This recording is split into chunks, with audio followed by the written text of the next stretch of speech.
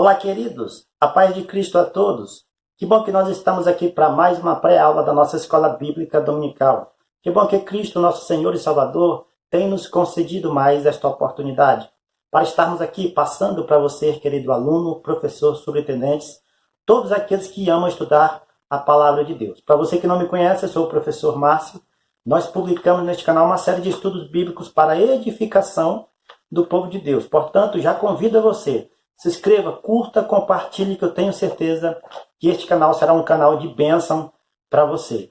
Em meio à crise mundial, em meio ao estado duvidoso de saúde do Brasil e do mundo, nós estamos aqui novamente para gravar a lição número 13 da classe de juvenis, para falar do grande amor de Deus e da palavra de Deus que nos dá esperança em meio a esta crise. Quero dizer aos queridos alunos, professores, que nós somos mais que vencedores em Cristo Jesus. A esperança nele, ela não deve morrer. Por este motivo, nós estamos aqui ainda anunciando a palavra de Deus, pregando a palavra de Deus, publicando estudos bíblicos da palavra de Deus, para a edificação de todos aqueles que crêem no Senhor Jesus. E nesta oportunidade, nós publicaremos aqui a lição número 13 da classe de juvenis, que tem como tema Malaquias, o valor da família. A leitura oficial dessa lição está em Efésios, capítulo 5, versículo 25, que diz: Vós, maridos, amai vossa mulher, como também Cristo amou a igreja e a si mesmo se entregou por ela. A leitura bíblica em classe está em Malaquias, capítulo 2, do versículo 10 até o versículo 17. Nesta lição, nós estudaremos aqui 3 pontos importantes para melhor compreensão. Como sempre, nós, ao longo desse trimestre, a dinâmica desse estudo foi estudar sobre o contexto histórico, a divisão do livro do profeta menor e logo depois a aplicação para os dias atuais. E nesta lição, com este último profeta do Antigo Testamento, não será diferente. O primeiro ponto dessa lição vai tratar sobre o contexto histórico. Malaquias é o último livro do Antigo Testamento e encerra a mensagem dos 12 profetas menores. Os judeus estavam em sua pátria e o templo havia sido construído, mas eles viviam no estado de apatia espiritual. Malaquias foi levantado como profeta na sua geração após a construção do templo, para poder exortar e ensinar e falar das grandezas de Deus para os sacerdotes do templo. Isto mesmo, para ensinar, advertir os sacerdotes do templo, a qual eles deveriam se comportar com suas famílias, com a sociedade, com seu comportamento de vida individual. É um ensinamento para nós que somos da casa do Senhor, sacerdotes da casa do Senhor, e isso nós veremos melhor, com maior detalhe, o porquê que tudo isso aconteceu. Então o profeta Malaquias se levantou com firmeza e declarou a palavra de Deus ao seu povo, após as profecias de Zacarias sobre a vinda do Messias e do seu governo eterno. Os judeus tinham uma expectativa de cumprimento imediato. Após o templo ser construído, nós vimos aqui na lição de número 11, de número 12, sobre o profeta Ageu e o profeta Zacarias. E ele, com sua voz profética, o profeta Ageu anunciou que o povo deveria então se dedicar a construir o templo. Tanto o profeta Ageu como Zacarias e Malaquias, eles são pós-cativeiro babilônico. O profeta Ageu, ele profetizou para que o povo se dedicasse na construção do templo, focasse na construção do templo. O profeta Malaquias, ele se dedicou e anunciou as profecias de Deus para que o povo pudesse entender que aquele templo, aquele segundo templo, a glória seria maior do que o primeiro e que Jesus Cristo contemplaria este templo. Já o profeta Malaquias, após o templo ter sido construído, ele então exorta o povo, exorta os sacerdotes a terem uma vida santa e irrepreensível para servirem de exemplo para o povo, porque eles estavam então se desviando dos caminhos do Senhor. Estavam então se afastando das promessas de Deus. Houve então várias necessidades. Deus levantou cada profeta menor para anunciar as boas novas e profetizar, atrair novamente, trazer o povo para perto do Senhor. Porque houve determinados momentos que eles estavam se distanciando. Sabemos da importância de termos o compromisso com o serviço na casa do Senhor, desempenhando tarefas ministeriais e sociais. Porém, o fato de realizarmos essas atividades não nos isenta de uma vida diária de pureza e santidade, pois uma coisa não dispensa a outra. Jesus ensinou esse princípio quando se dirigiu aos fariseus e afirmou: ai de vós, escribas e fariseus, hipócritas, pois que dais o dízimo da hortelã e do entro e do caminho, e desprezais o mais importante da lei, o juízo, a misericórdia, a fé. Deveis, porém, fazer essas coisas e não omitir aquelas. Aqui Jesus estava falando com os fariseus por causa da sua hipocrisia. Eles pregavam e não viviam. Eles falavam e ensinavam uma coisa e não vivenciavam aquilo que ensinavam. Já o profeta Malaquias também, ele foi levantado para falar com os sacerdotes, que eles deveriam viver aquilo que eles estavam ensinando, que eles deveriam viver aquilo que eles estavam pregando, que eles deveriam ter uma vida de santidade, que eles deveriam ter uma vida de pureza, porque isto estava então indo para outro lado, eles estavam então se distanciando do caminho do Senhor. Houve então esse surgimento deste profeta por ordem de Deus para ensinar essas coisas aos sacerdotes. O segundo ponto dessa lição vai tratar sobre a estrutura do livro. Malaquias apresenta uma profecia em 4 capítulos. E este livro ele é dividido em 5 temas. O primeiro tema é o amor de Deus e os pecados dos sacerdotes, que vai do capítulo 1 ao versículo 1 até o capítulo 2 e versículo 9. A aliança do Senhor com Israel e o seu amor constituem concerto perpétuo. Porém, jamais ela livrou os judeus da repreensão e pelo erro, conforme Provérbios capítulo 3, versículo 12. O Senhor Jesus, o Senhor nosso Deus, ele nos ama, ele entregou a sua vida por nós. E por este motivo, ele jamais deixou de lado a repreensão.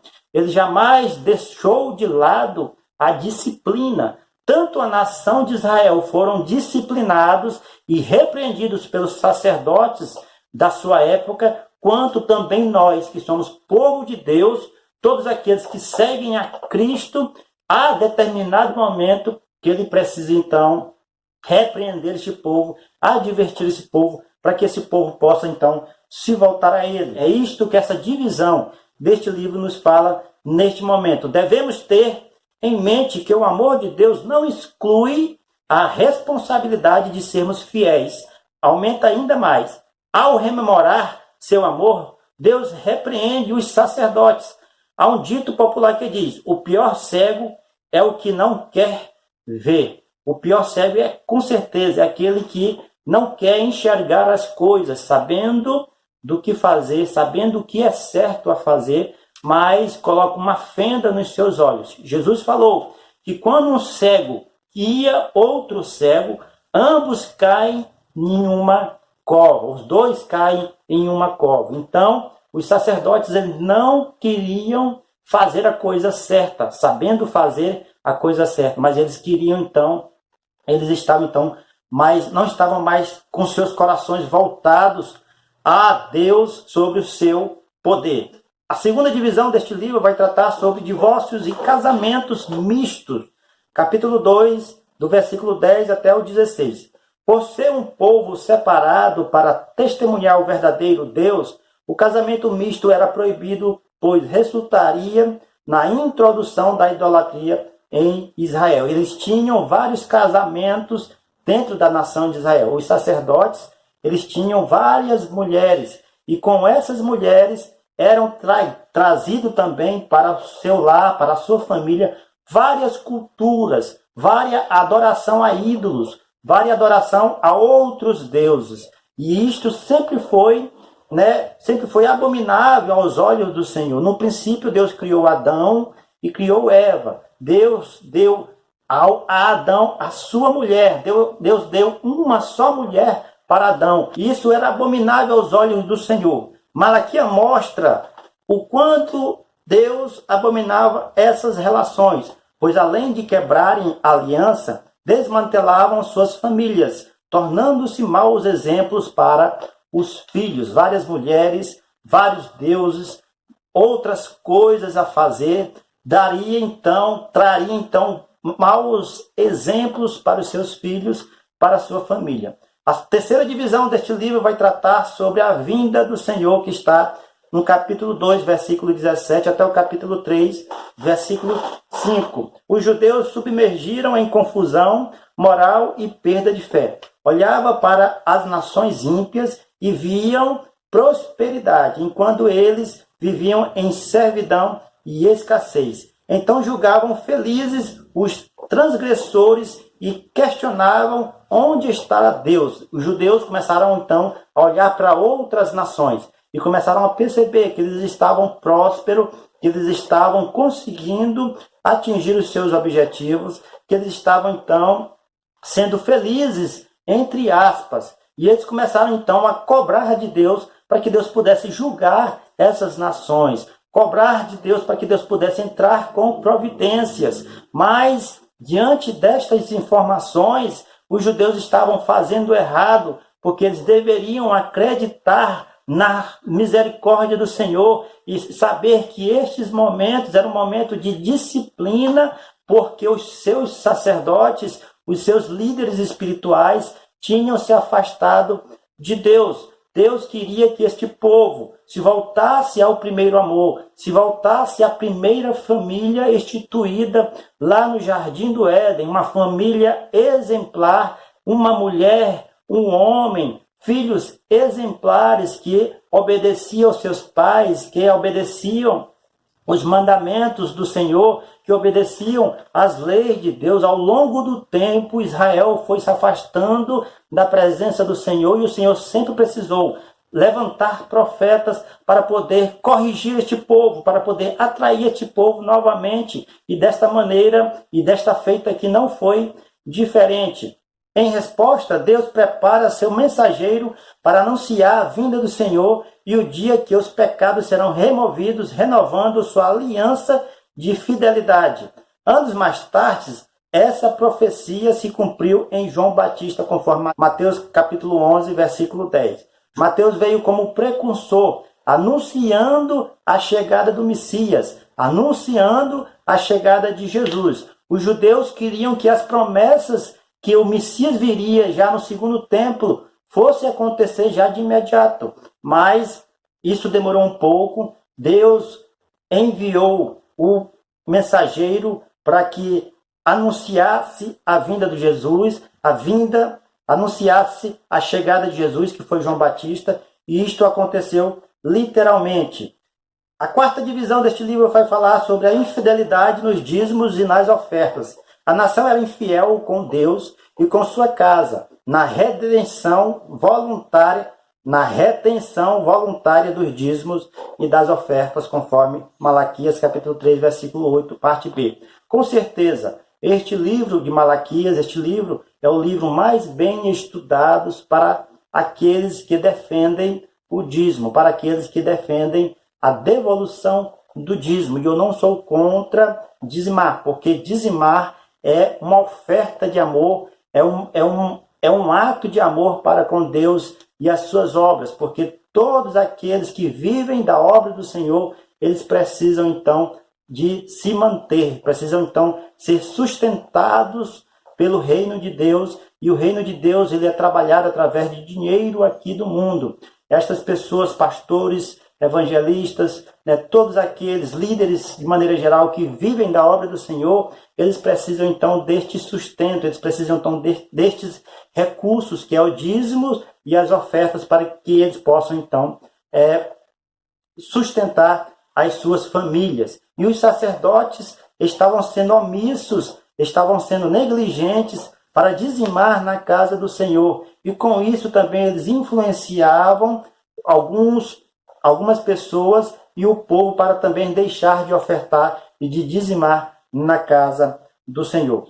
A quinta divisão deste livro vai falar sobre o triunfo dos justos, capítulo 3, versículo 13, até o capítulo 4, versículo 6. Embora aparentemente a totalidade da nação estivesse em pecado, havia os remanescentes fiéis e incontamináveis. Em todos os tempos, há aqueles que não se voltam, que não se dobram para ídolos. Em todos os tempos, há aqueles que não se voltam para coisas que Deus desagrada. A todos os tempos, há perseverantes na obra do Senhor, perseverantes no caminho do Senhor. A todo tempo, há aqueles que são os remanescentes, que não importa o que aconteça, não importa o mal que esteja acontecendo, sempre estarão adorando e exaltando o Senhor, sempre estarão voltados aos pés do Senhor. O Senhor tinha um memorial acerca deles. Suas vidas justas e boas obras jamais seriam esquecidas. Logo ficaria clara como a luz do sol e o meio-dia. A diferença entre o justo e o perverso é o que serve a Deus e o que não serve. Nossa esperança é saber que Deus sempre recompensa os que servem de todo o coração. Nossa esperança é isto, saber que Deus, a todo momento, Ele vai recompensar, Ele vai nos derramar as suas bênçãos para aqueles que servem a Ele de todo o coração. As promessas do Senhor não falham sobre as nossas vidas. As promessas do Senhor não falham sobre a nossa família. As promessas do Senhor não falham sobre a nossa casa. E nós devemos ter isto em mente com toda certeza, que o Senhor é poderoso para afastar o mal e para nos curar e para nos salvar de todo o mal. O terceiro ponto dessa lição vai tratar sobre a mensagem de Malaquias, ou a aplicação da mensagem de Malaquias. Malaquias foi um profeta que mais falou sobre a preservação da integridade da família. Ou seja, ele sempre combateu as coisas que eram contrárias à preservação da família. Malaquias, ele sempre combateu, o homem e a mulher ser justo dentro da sua casa, ensinar os seus filhos o caminho do Senhor, o homem honrar o reino de Deus através dos seus dízimos e ofertas, o homem ser grato a Deus e dar voluntariamente aquilo que pertence a Deus. Malaquias sempre defendeu a santidade, a pureza dos sacerdotes, a pureza da família como um todo. Este é a mensagem de Malaquias. Além disso, ele apontou a ausência da integridade moral e espiritual como fatores resultantes da ingratidão e da falta de fé do povo. Os divórcios levianos, os judeus destruíam casamentos duradouros com esposas judias fiéis, com o objetivo de eles se unirem às mulheres idólatras mais jovens, constituído o jugo desigual. O jugo desigual é um jugo que não tem estabilidade. Trazendo para os nossos dias, o jugo hoje ele é um pedaço de madeira, um pau de madeira, a qual a cabeça dos bois é colocada. E os dois têm que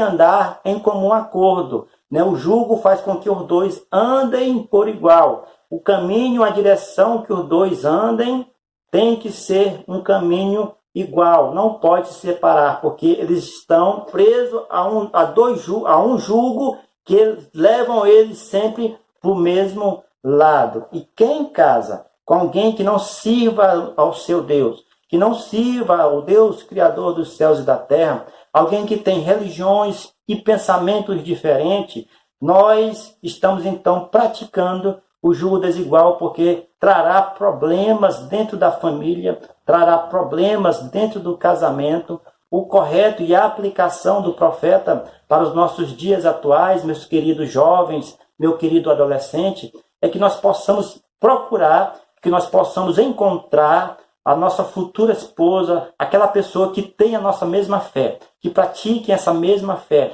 de adorar o mesmo Deus, de estar na casa do Senhor, adorando e exaltando a Jesus, porque se for partir para outra direção, haverá então um jugo desigual, os dois não andarão junto, como a junta de bois que carrega uma carroça, por exemplo, e trará problemas para a sua família, para a sua casa, a não ser que um dos dois se converta à sua mesma religião, à sua mesma fé, à adoração ao único Deus verdadeiro, Criador dos céus e da terra. Esta é a aplicabilidade que este profeta Malaquias nos traz para que nós possamos aprender a ser santos, a ser sinceros com o Senhor, a ser honrados e devotados na casa do Senhor, entregando aquilo que pertence, não por obrigação, mas por gratidão. E por último, tendo uma família estabilizada, uma família íntegra, que cumpra os preceitos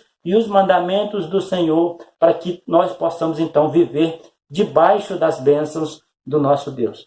Tá bom? Queridos, fiquem todos na paz, espero que você tenha gostado desta videoaula. Na próxima aula nós veremos então o segundo trimestre deste ano de 2020. Eu tenho certeza que vai ser bênção para todos nós, tá bom? Fiquem todos na paz e até a próxima, se Cristo, o nosso Senhor, nos permitir.